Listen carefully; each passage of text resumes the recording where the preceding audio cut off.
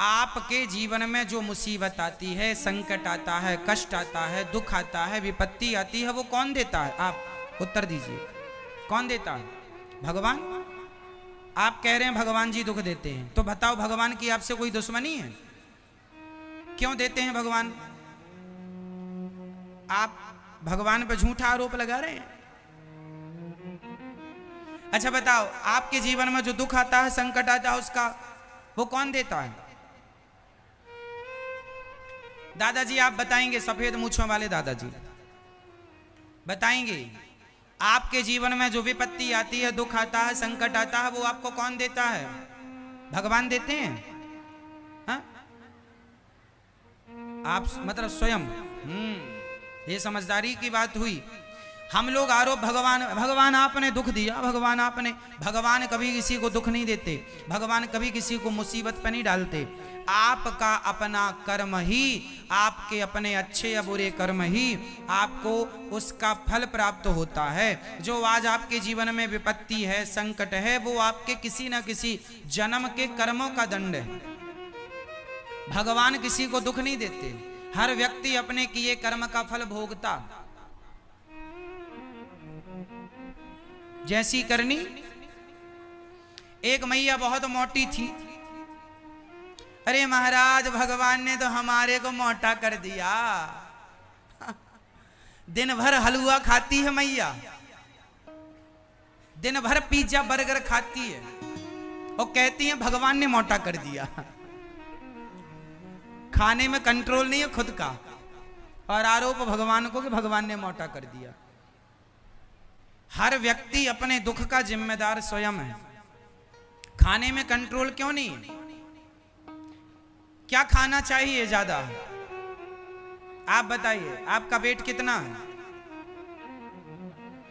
100 kilo, 80, 85 कि 90?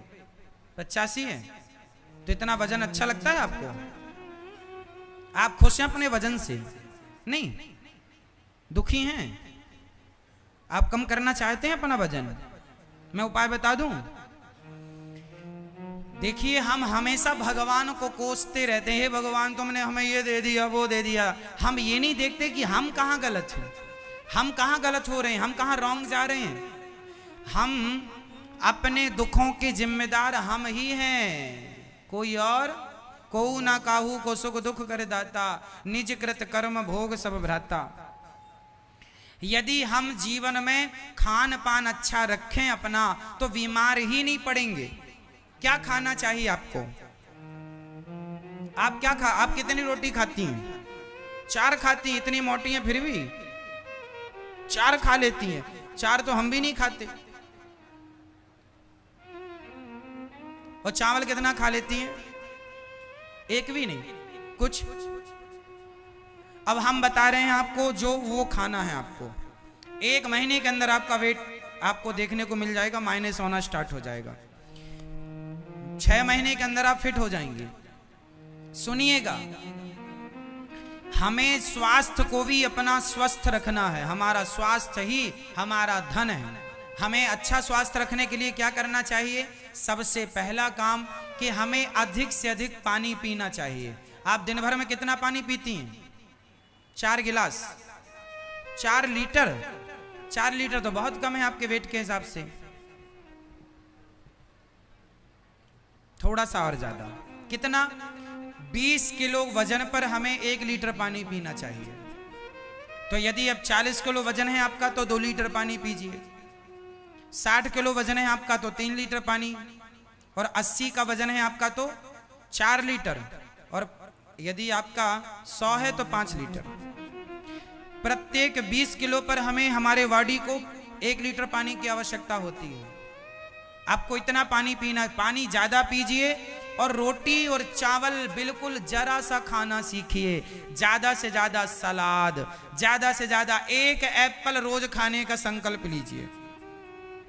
1 Apple, 1 सेब रोज खाइए, 1 केला रोज खाइए, और 1 अनार का दाना रोज खाइए। 1 अनार रोज दाने निकालकर रोज खाइए। यदि आप एक अनार, एक केला, एक सेब रोज खाते हैं और सलाद में 1-1.5 ककड़ी खाते हैं और आप दाल ज़्यादा पीते हैं, सब्जियां ज़्यादा खाते हैं, रोटी बस 1 या 2 ही खाते हैं और कभी रोटी खा लिया तो कभी चावल खा लिया, आज रोटी नहीं खाएंगे, आज कटोरी भर जरा सा चावल खाएंगे, कभी आज चावल नहीं खाएंगे, आज रोटी, अदल बदल के। और रोटियां भी एक आटे की रोटी नहीं होनी चाहिए, आटे में गेहूं का आटा, सिंघाड़े का आटा और उसमें चने का आटा, उसमें जवार का आटा, वो आता मक्का, क्या बोलते हैं, मक्के का आटा है ना, मक्के का भी आटा होता, मक्के का आटा है ना, बाजरे का आटा, ये सारे आटे हमें मिलाना चाहिए और मिलाकर जब आप वो रोटी खाएंगे ना तो वो ज्यादा हेल्दी होगी,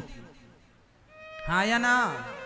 5 प्रकार का 6 प्रकार का आटा मिला के खाना चाहिए, बच्चों को खिलाओ। आजकल छोटे छोटे बच्चों को चश्मा लगा पड़ा है, क्यों? खान पान आप लोग को लगता है हमें यह कर लो बात, आप लगे हैं अपना काम करने में, आप अपना निपटाओ। सुनो, तो हम छोटे छोटे बच्चों को रोटी खिलाते हैं, एक रोटी और खा ले, एक रोटी, रोटी में रखा ही क्या है। ज्यादा से ज्यादा बच्चों को फल खिलाना चाहिए, अंकुरित अनाज खिलाना चाहिए।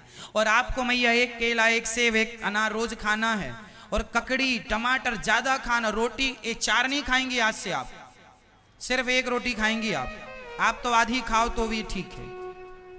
और पेट भरना, भूखे नहीं मरना।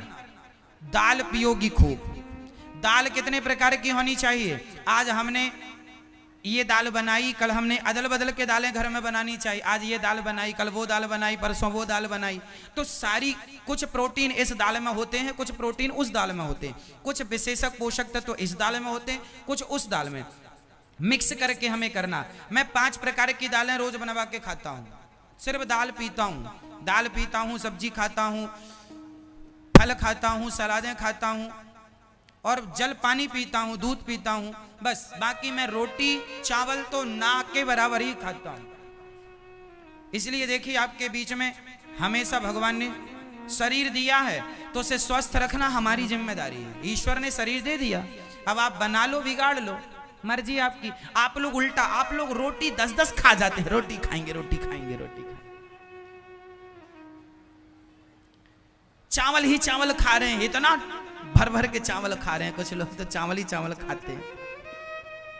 अरे दालें ज्यादा खाया करो। क्या ज्यादा खाना है, चलो बोल दो, ज्यादा क्या, दाल ज्यादा, सब्जियां ज्यादा खाओ। और आटा भी कितने प्रकार का मिला के खाएंगे, रोटी स्वादिष्ट के स्वादवाद के चक्कर में ना पड़ा करो, 5 प्रकार का आटा मिला के रोटी बनानी चाहिए मैया, हाँ या ना। सिंघाड़े का आटा भी जरा मिला लिया करो। मक्का बहुत फायदा करता है, मक्के का आटा बहुत।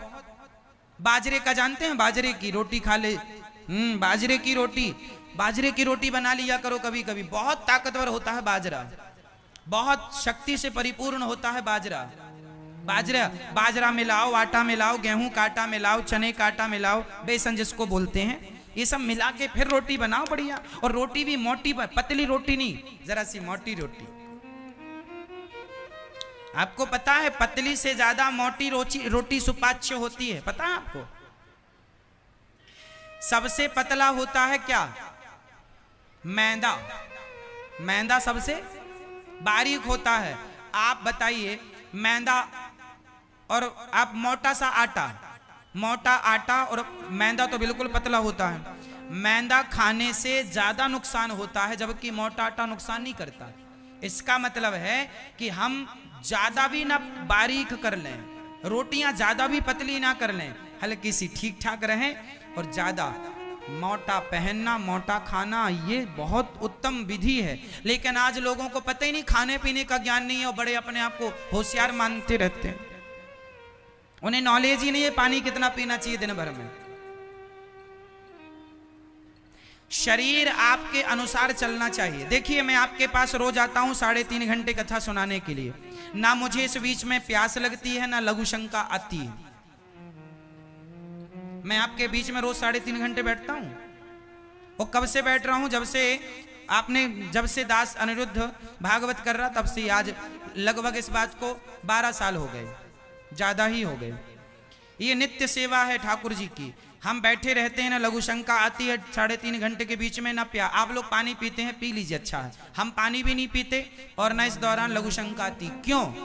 क्योंकि हमें पता है कि हम कब पानी पिएंगे तो कितनी देर में हम, आप बताइए पानी कितनी देर में पचता है? नहीं पता? कितनी? 5 मिनट में। लो, अच्छा पढ़ लिए आप।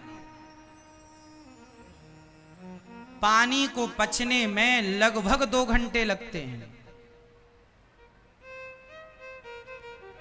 आप ज्यादा पिएंगे तो 1.5 घंटे में आपको लघु शंका आ जाएगी।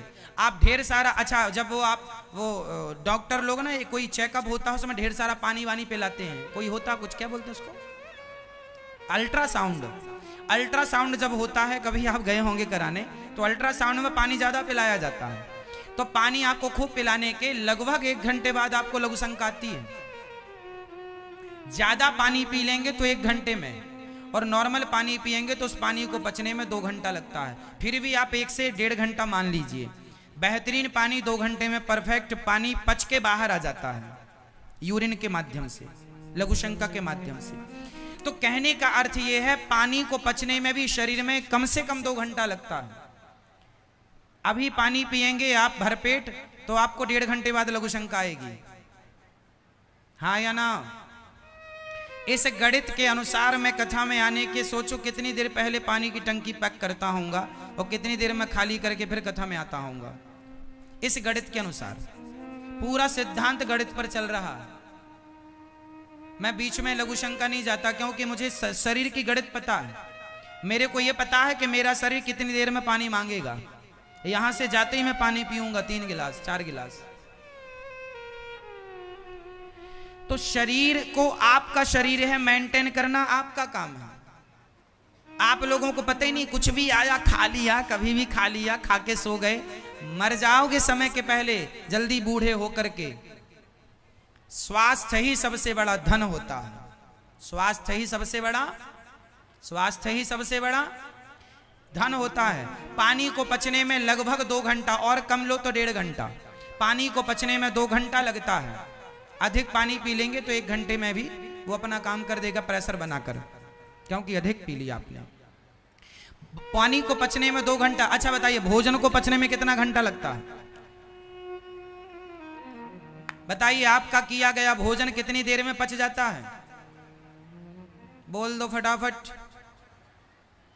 6 घंटा? गलत बोल रही है मेरी माँ।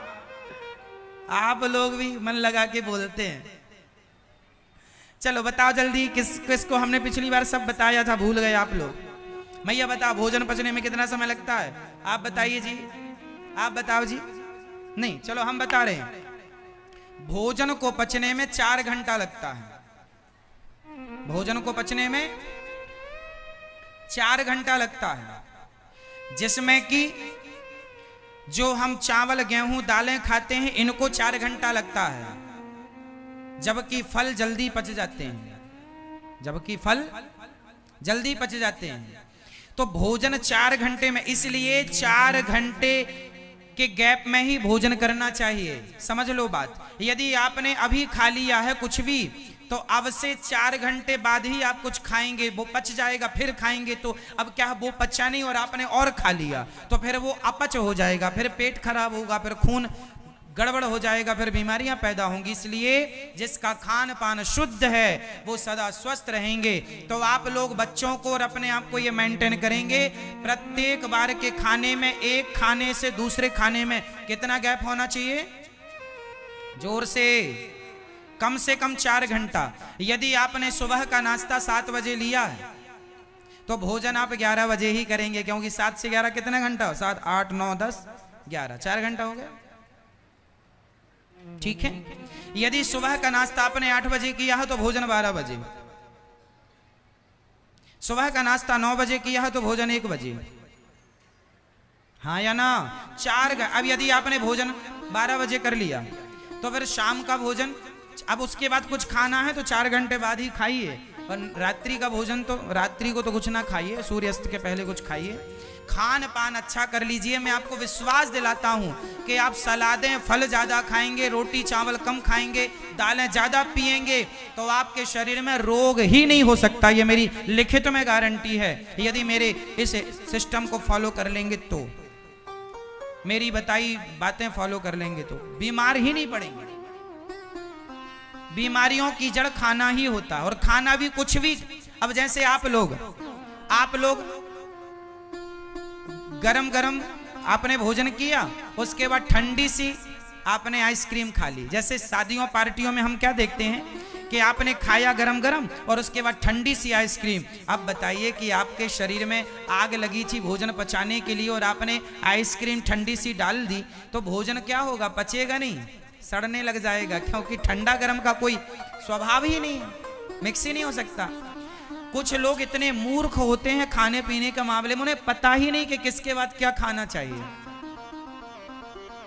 नॉलेज ही नहीं है, रत्ती भर ज्ञान नहीं है। अच्छा बताइए, शहद और घी को मिला दिया जाए तो क्या हो जाता है? बोलो, जहर हो जाता है। आप किसी को घी और शहद एक साथ पिला दीजिए, मर जाएगा। आप किसी को आम का रस और पेप्सी कोका कोला पिला दीजिए, मर जाएगा। दोनों मिल करके जहर हो जाता है। लेकिन लोगों को ज्ञान नहीं है। लोग भोजन करते हैं और भोजन करने के बाद आइसक्रीम खा लेते हैं। इतनी मूर्खता कहां होगी? आइसक्रीम ठंडी होती है और भोजन पचाने के लिए आपके शरीर में एक आग होती है, जिसे जठराग्नि कहते हैं। वो जठराग्नि आपके शरीर को क्या करती है? भोजन को पचाती है। अब आइसक्रीम खा ली है तो आग बुझ जाएगी। इसलिए लोगों को ज्ञान नहीं है खाने पीने का भी, इसलिए बीमार पड़े रहते हैं हर दिन डॉक्टर के यहाँ, हर दिन डॉक्टर के यहाँ। चलिए, तो आप में से कितने लोग खान पान का विशेष ध्यान रखेंगे? खुद रखोगे, बच्चों को ज्यादा से ज्यादा क्या खाओगे? जोर से और जोर से फल, केला, सेब, अनार, पपीता और इत्यादि जितने भी फल होते हैं। सलाद खाओगे, टमाटर कच्चा खाओगे, ककड़ी कच्ची खाओगे, पालक के 2-4 पत्ते चबा लिया करो, भिंडी 2-4 कच्ची खा लिया करो, बच्चों को खवाया करो। सब ताकतवर चीजें हैं, ठीक है? हाँ, इसके बाद आप लोग रोटी कितनी खाएंगे आज से? रोटी कम। पेट किससे भरना है? पेट ज्यादा से ज्यादा सलाद से या फल से। अच्छा, फल और सलाद भी एक संग नहीं लिया जाता, ये भी मैं आपको बता दूं। फल और सलाद दोनों का कॉम्बिनेशन नहीं है, समझिएगा। फल आपको कब लेना चाहिए? सुबह। नाश्ता हमेशा फल का करना चाहिए। नाश्ता हमेशा किसका? अंकुरित अनाज खाओ, चने अंकुरित खाओ, बादाम खाओ, काजू खाओ, पिस्ता खाओ, है ना, और जो भी अंकुरित दालें हैं वो खाओ। उसके संग एक एप्पल, एक केला, जो भी आपकी क्षमता है, एक या आधा, वो फल सवेरे खाना है। दोपहर के भोजन में सलाद खाना है और रात्रि को दूध पीना है, या सुबह फलों का रस, दोपहर को लस्सी और दोपहर को छाछ पी सकते हैं, शाम को आपको दूध पीना है। दूध पीने का सिद्धांत रात्रि का है। दूध भी पी के सोना नहीं है, दूध पीने के कम से कम कुछ देर हमें चलना चाहिए, है ना। बहुत बड़ी गणित है, लेकिन आप समझें तो। और आधा घंटा तो रोज योग करना चाहिए। क्या करना चाहिए? योग। कौन कौन कर लेता है योग? आप शीर्षासन कौन कौन कर लेता है? शीर्षासन कर लेते हो, हाँ या ना? ये दास अनिरुद्ध शीर्षासन रोज करता है। हम शीर्षासन में भी 4 आसन करते हैं। आसन शीर्ष है, उसी शीर्षासन में हम पद्मासन लगा लेते हैं। उसी शीर्षासन में ही ये शीर्षासन, आप एक ही शीर्षासन में 4 आसन हम कर लेते हैं। तो आसन करने से आप सदा स्वस्थ रहते हैं, सदा सुखी रहते हैं। इसलिए शीर्षासन और जितने भी आसन हैं, कुछ आसन, सूर्य नमस्कार की 12 आसन हम सबको नित्य करनी चाहिए। ये बहुत अनिवार्य है स्वास्थ्य के लिए। तो कितने लोग जाग गए हैं स्वास्थ्य को लेकर? हाथ उठा के बताओ, आप कितनी रोटी खाएंगे? आपका भी वजन ज्यादा है आपके उम्र के हिसाब से, रोटी कम, सलाद, और ये सब बता रहे थे। आप ताश खेलते हैं क्यों? ताश, अब आप भागवत सुन के जाएंगे और लोगों के संग ताश खेलेंगे, लोग कहेंगे क्यों ये ज्ञान लेके आए हो, कैसे गुरु हैं आपके? फिर हमें लोग कहेंगे, लोग कैसे महाराज जी ने, गुरु ने ज्ञान दिया, बताओ ये तो यजमान जी हमारे ताश खेलते। तो आज से आप ताश नहीं खेलेंगे, बड़े भैया ने भी कह दिया नहीं खेलेंगे। आप दोनों भाई खेलते रहे साथ में अच्छे भाई हो। अब नहीं खेलेंगे ताश, अब तो पूरे पालम गांव को भक्तिमय बनाने की जिम्मेदारी आपको, आपकी है। सबके घर जाना और बोलना श्री कृष्ण जपो, श्रीमन्नारायण जपो, कथा सुनो, खूब भक्ति करो, भगवान का नाम जपो, कल्याण करो। जुआ ताश नहीं खेलना है ना। हम गलत करेंगे तो हमें देखकर 4 लोग और तैयार हो जाएंगे, अरे वो करते हैं तो हम भी करें। नहीं खेलेंगे, प्रॉमिस? सही। मैया से पूछता रहूंगा मैं फोन लगाकर, मैया फोटो भेज देना मेरे पास, यदि ये ताश खेलते कहीं बैठे दिख जाए आपको, तुरंत फोटो खींच के भेज देना हमारे पास। तो ताश नहीं, गलत काम नहीं, सदा स्वास्थ्य को ध्यान में रखेंगे। और कुंती बुआ ने भगवान से विपत्ति मांगी है और सदा